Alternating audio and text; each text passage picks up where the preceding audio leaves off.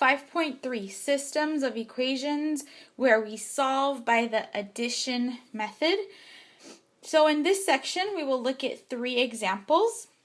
The way the addition method works is that we will essentially add our 2 equations and eliminate either x or y. Most of the time, we need to multiply one equation or both equations so that we can eliminate one of the variables. Let's start with the first example. For the first example, please notice that if we add our 2 equations, we will automatically eliminate y. And so when you're solving by the addition method, make sure that the x's line up, the y's line up, and that the numbers line up. If your equations don't look like this, you have to rewrite them because we can only add or subtract like terms. So make sure the like terms always line up. So right here, I can directly add my 2 equations. Let me show you. So what I'm going to do is just add here. And notice that you can automatically eliminate the y. Minus y plus y is just 0. 8x plus 2x is 10x equals 29 plus 11 gives us 40. I can solve for x, divide by 10. X comes out to be 4. I have one solution. We need to find y. How do you find y? Go back to one of the original 2 equations and substitute x. I think the second equation's easier, so I'll use the second equation.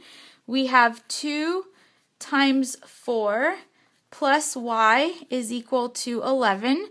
That's 8 plus y equal to 11. We will subtract 8 from both sides.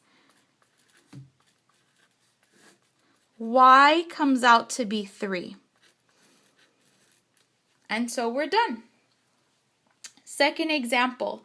In this case, if I just automatically add my 2 equations, I cannot eliminate x or y. So here we actually need to multiply.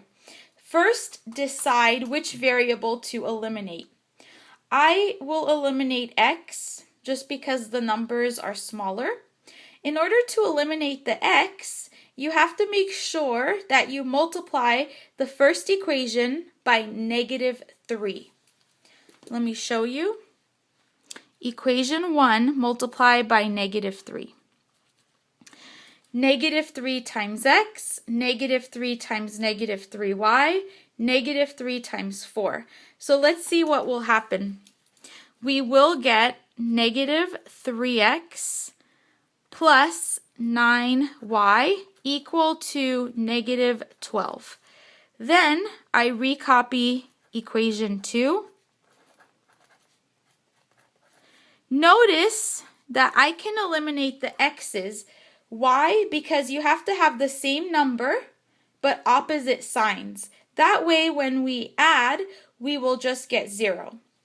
For this example, we also get 0 for the y's.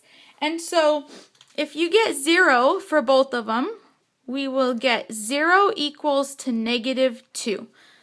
This is a false statement. 0 cannot be equal to -2. So these are not equal.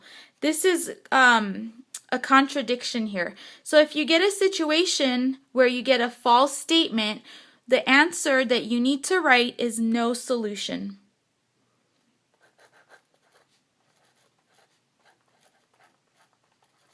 Okay, so that's the answer. Your book also calls this inconsistent. The last example, we have 4x plus 3y is 28. 5x plus 2y is equal to 35.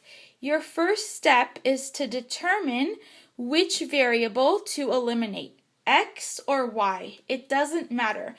Pick the variable that has the smaller numbers. In this case, you have 3y and 2y, which are smaller compared to 4 and 5. So we'll eliminate the y. This is an example where you have